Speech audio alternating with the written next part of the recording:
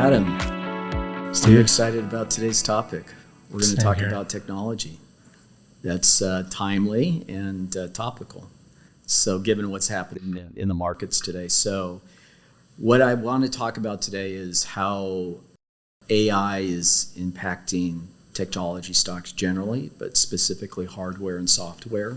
And before we get started in that, I just wanted to kind of set the stage that, I mean, if you look at the last 20 years or so, software stocks, technology software stocks have widely outperformed hardware technology stocks. And that's because of their, just the better economics of their business model, right?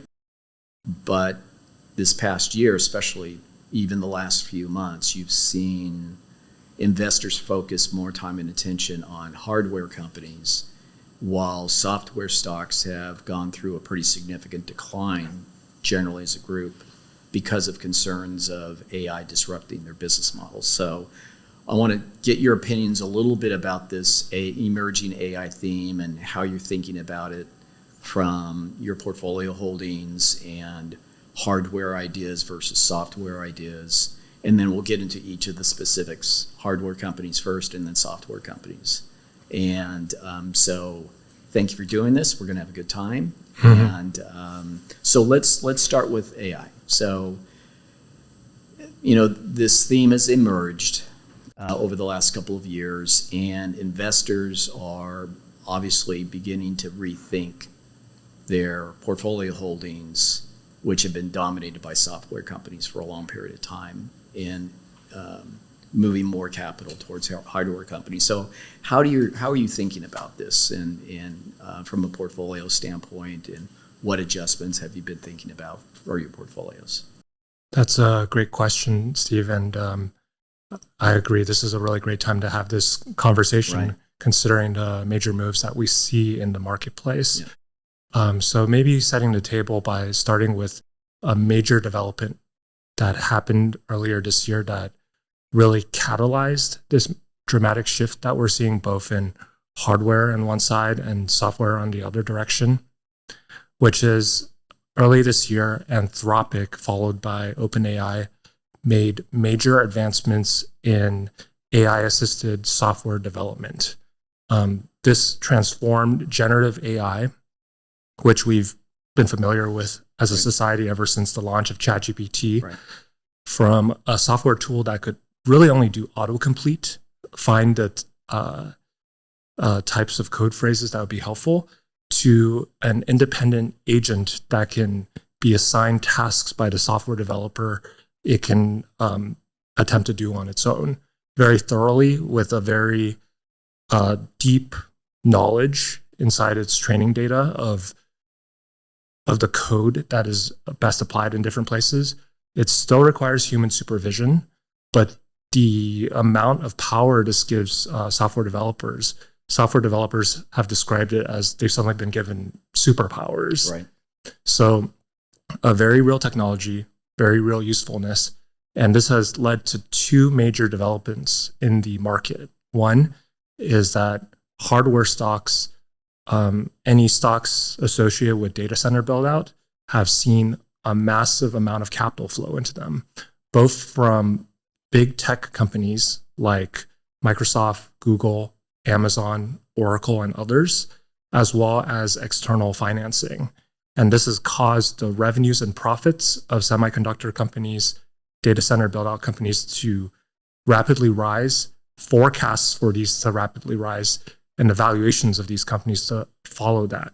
On the other hand, software companies have caught the worst part of this narrative, which is the idea that there's a greater risk if software development costs head towards zero because AI agents become so capable.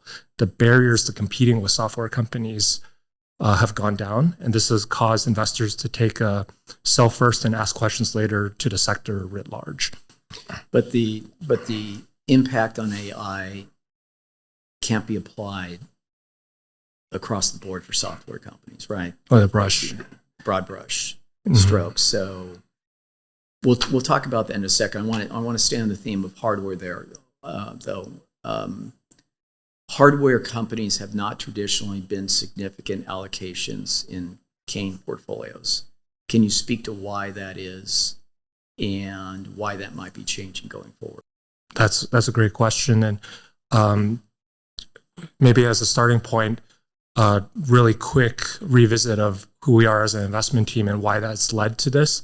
We are quality investors. We're looking for sustainably, competitively protected businesses that will have persistent demand over decades. We want the business to be better 10 years from now, 20 years from now than it is today.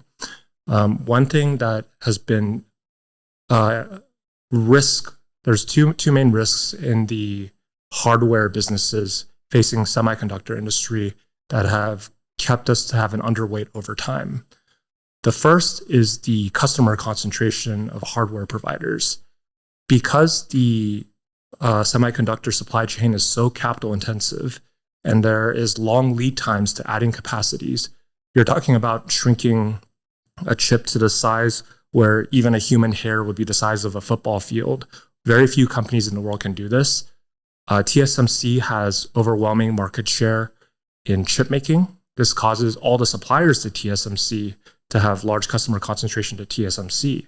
TSMC's largest customer is a quarter of its revenues because you see great concentration in industries like GPU making, which is NVIDIA dominates, as we all know.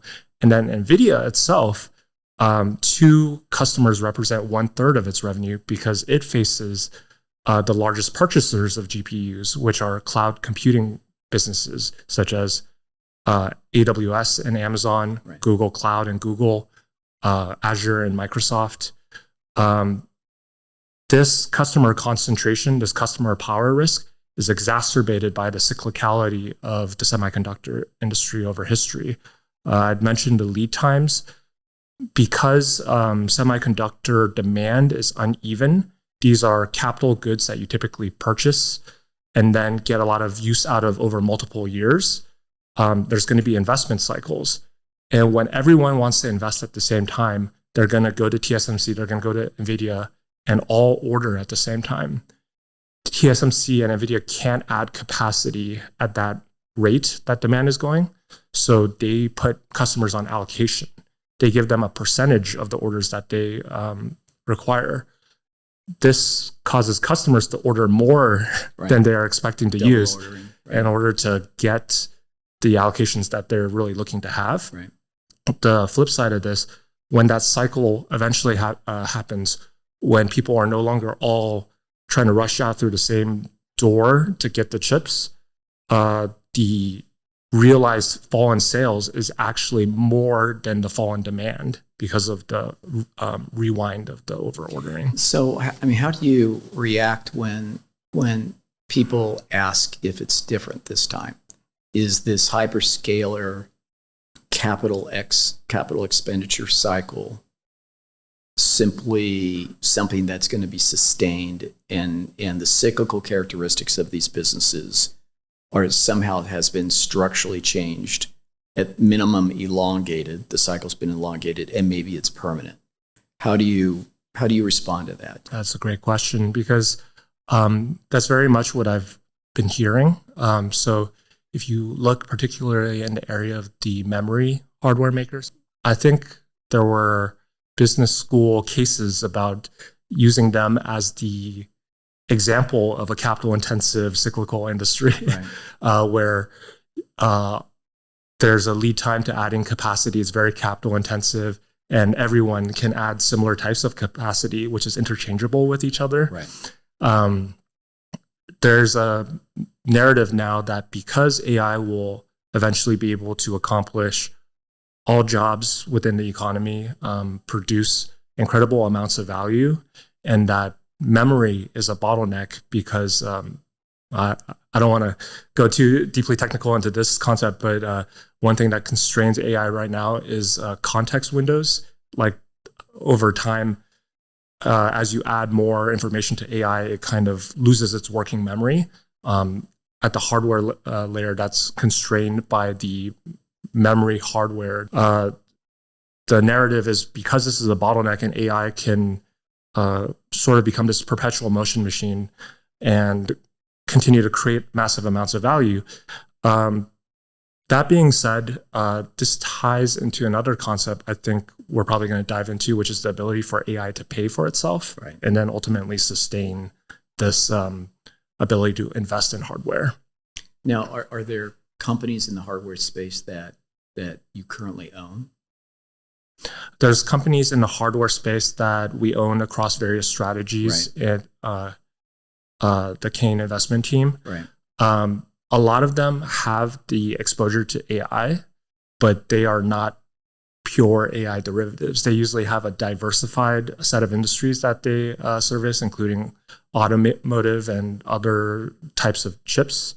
However, they've been benefiting from this really large demand upswell, and they usually have unique business characteristics that make them competitively differentiated. So even if they might have one or two competitors, they're the better mousetrap, let's call it, for supplying this type of chip.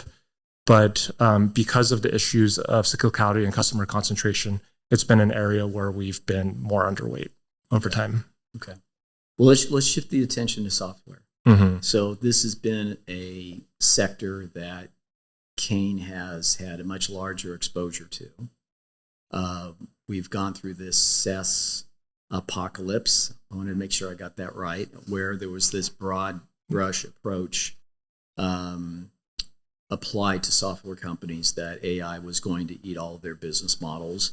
Interestingly enough, even though we're recording this now, the last few weeks, you've started to see that narrative change now, and people are beginning to distinguish between certain subsectors of software. Right. So, maybe we've lived through this cycle already, and we're starting to see the other side of it. But it's traditionally been an area that we've been much more significant investors in. And so, I guess the first question is how when you have a few different software holdings in your portfolio, all of them are being impacted by this narrative around AI disruption.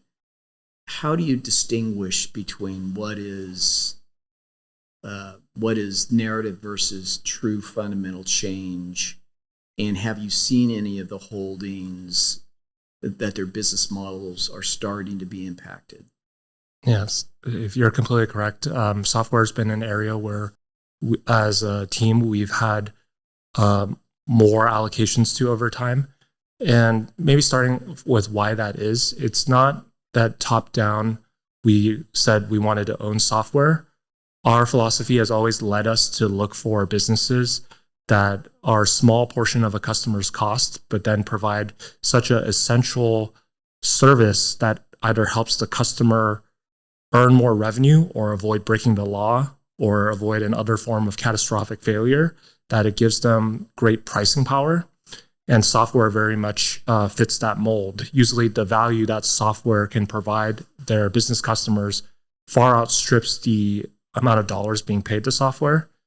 And then because the software businesses have this build once and sell many times model, it creates very attractive margins and ultimately profitability.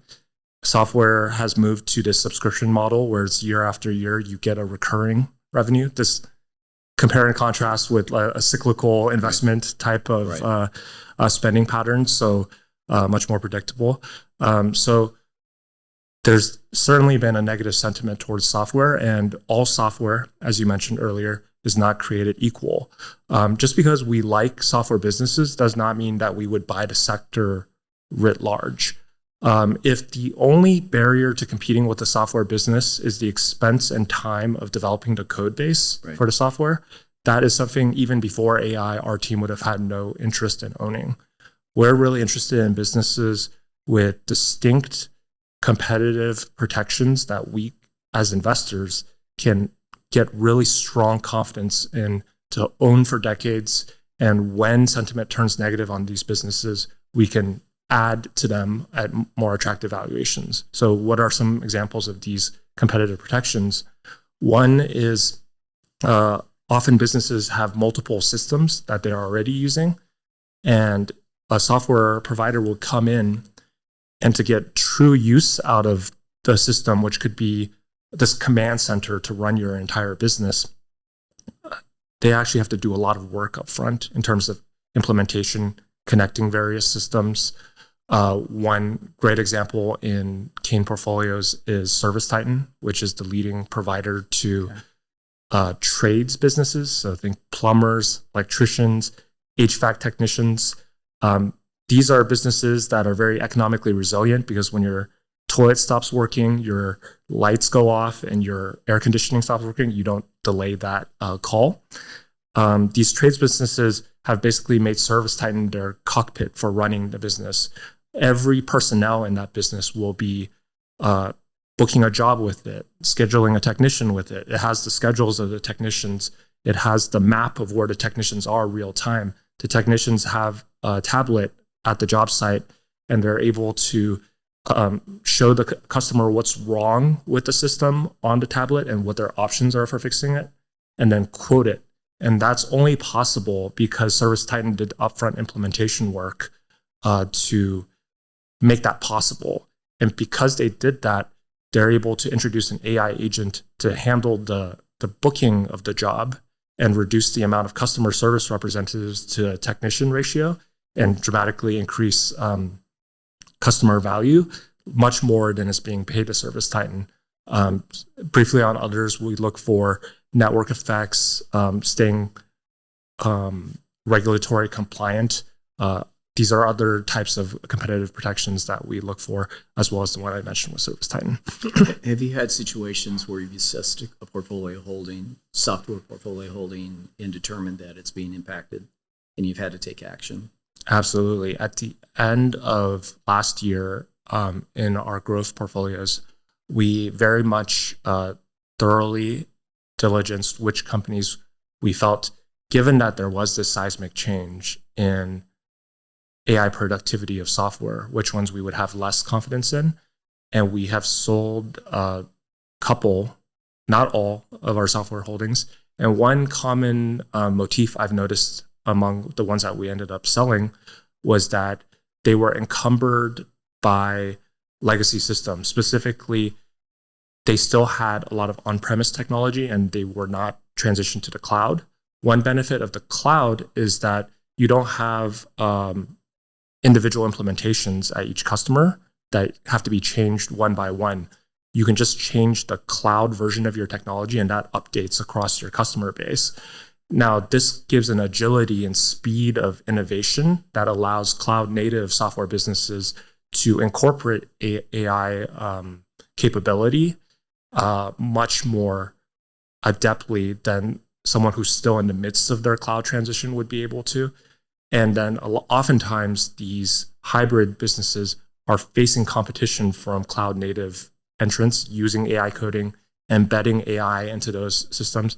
So that will certainly be a competitive headwind for those types of businesses. And we have exited a few in those category. So if we could provide some, maybe some final advice to our clients that are watching this and they've watched significant at least short-term decline in software stocks and in this narrative emerging about the CapEx cycle and how that's positively impacting hardware companies.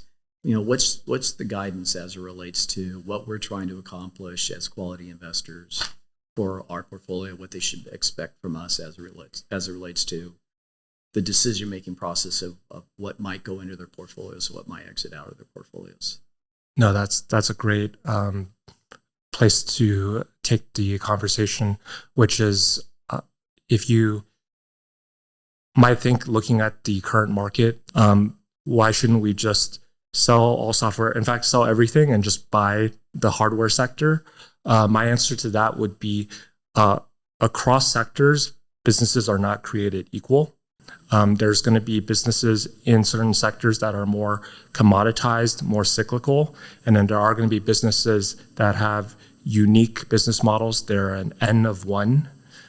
They're have no comparable peer, and those are really the ones you want to own. And those businesses are going to be able to compound their value through long periods of time, through various cycles, through various market narratives and market sentiments. And sometimes the most attractive time to acquire these unique businesses are when they're out of favor. And right now, software is very out of favor and hardware is very much in favor. I appreciate the comments. It's been an interesting time. You don't have an easy job of sifting through all of this in a really quickly changing environment. So we appreciate the comments. Yeah, I really appreciate the conversations. Thank you, Ed. Thank Appreciate you. it.